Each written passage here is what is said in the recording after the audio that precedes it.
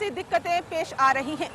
एक के बाद एक मरीजों की बढ़ती संख्या ने सरकारी दावों को खोखला साबित कर दिया है और अब सरकारी नुमाइंदों के पास बयानबाजी के अलावा कुछ भी नहीं। देश के 11 राज्यों में डेंगू और चिकनगुनिया के मामले थमने का नाम नहीं ले रहे हैं और सरकारी तंत्र महज बयानबाजी से काम चला रहा है। सरकारों के ढुलमुल रवैये से महामारी ने और विकराल रूप ले लिया है। हाईकोर्ट ने एक याचिका पर विचार करने के बाद इस मामले में केंद्र सरकार को फटकार लगाई और जवाब तलब किया।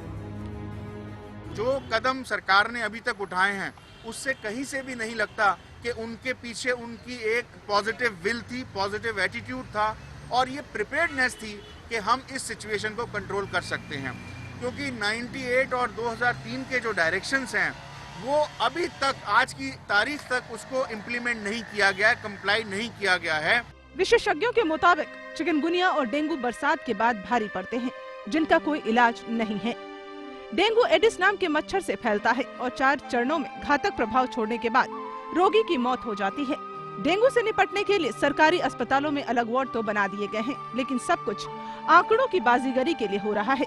वहीं चिकनगुनिया यानी मेनिंजाइटिस इतना खतरनाक नहीं होता।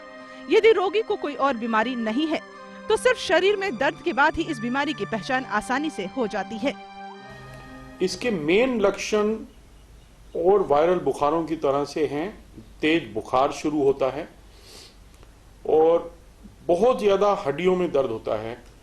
कमर तोड़ बुखार इसलिए हम इसको बोलते हैं, ब्रेक बोन फीवर। शरीर में बहुत ज्यादा दर्द होता है और ज्यादा सीवियर अगर हो जाए तो आपको ब्लीडिंग हो सकती है, उल्टी हो सकती है, खून की स्टूल्स के साथ खून जा सकता है। और थर्ड स्टेज जिसको हम डेंगू शॉक सिंड्रोम बोलते हैं, अगर उसमें मरीज चला जाए तो फिर मरीज एक शॉक स्टेट में चला जाता है, ब्लड प्रेशर गिर जाता है आपकी पल्स फीबल हो जाती है, कोल्ड हो जाते हैं आप, ठंडा पसीना आना शुरू हो जाता है और ये आपको जान को खतरा भी हो सकता है। जागरूकता के बाद लोगों को डेंगू और चिकनगुनिया से बचाया जा सकता है, लेकिन इसके लिए इच्छा शक्ति की जरूरत होती है। हालांकि सरकार और सरकारी तंत्र पहली दहलीज पर ही लापरवाही ओढ़ लेते हैं, जिससे बीमारी को महामारी बनते देर नहीं लगती। मरीजों की संख्या लगातार बढ़ रही है, लेकिन अस्पतालों में बेड तक नहीं है। लाइलाज होती बीमारी से निपटने की बात तो दूर, मौत से लड़ रहे लोगों को अस्पताल में भर्ती पाने के लिए डॉक्टरों की मिन्नतें भी करनी पड़ती हैं। इलाज के लिए दूर दराज से आने वालों तक सरकार और प्रशासन ये संदेश पूरी रणनीति के साथ नहीं पहुंचा पा रहा है कि साफ सफाई से ही इन बीमारियों से बचाव किया जा सकता है। वहीं सफाई का आलम यह है कि अस्पतालों में ही संक्रमण का खतरा हर ओर नजर आता है। सफाई और बीमारी को लेकर लोग अपना दर्द बयां करते हैं। रिक्वेस्ट करने पर भी नहीं मिला कल, क्योंकि डॉक्टर से मैंने यहाँ के सीएमओ से बोला, मैंने डेंगू सीएमओ होता है उससे बोला मैंने, सर 2 यूनिट मुझे प्लेटलेट्स चाहिए, तो उसने बोल दिया कि नहीं भाई मेरे पास तो नहीं है, यहाँ बहुत सारे पेशेंट हैं, मैं नहीं दे सकता। एम्स और अन्य अस्पतालों में कई राज्यों से मरीज आ रहे हैं, लेकिन डॉक्टरों की मिन्नतें करने के बावजूद भर्ती करने के लिए लोगों को जद्दोजहद करनी पड़ती है। खून और प्लेटलेट्स की कमी भी मरीजों के रिश्तेदारों को पूरी करनी पड़ रही है। नर्सिंग होम वालों ने हमारे संग गद्दारी इतनी कर दी कि डेंगू होते हुए भी उन्होंने डेंगू साबित नहीं किया। इसलिए जब हमारे बच्चे में पल्स कौन्स 20,000 रह गई, जब उन्होंने कहा कि इसको अब अर्जेंट तुम दिल्ली ले जाइए ऑल इंडिया में, हम यहाँ लाए, आगरा छोड़कर यहाँ आए हैं हम, पर यहाँ हमारे बच्चे को ट्रीटमेंट तो मिल रहा है, पर ये जो हथका पेट्स की बड़ी भारी हमको किल्लत करनी पड़ रही। हम 2 आदमी आए हैं वहाँ से, अब दोनों आदमियों ने हमने अपना अपना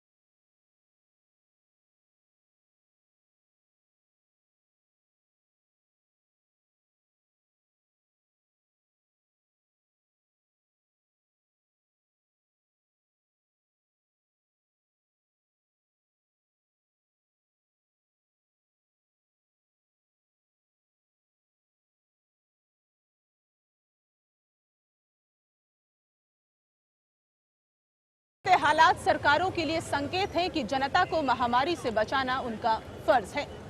इन मुद्दों पर सियासत नहीं बल्कि राजनीतिक एकजुटता और जागरूकता की जरूरत है।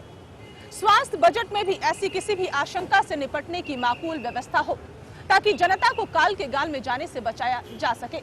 वॉचडॉग में आज बस इतना ही। अगले हफ्ते फिर मिलेंगे एक नए मुद्दे के साथ। तब तक के लिए नमस्कार।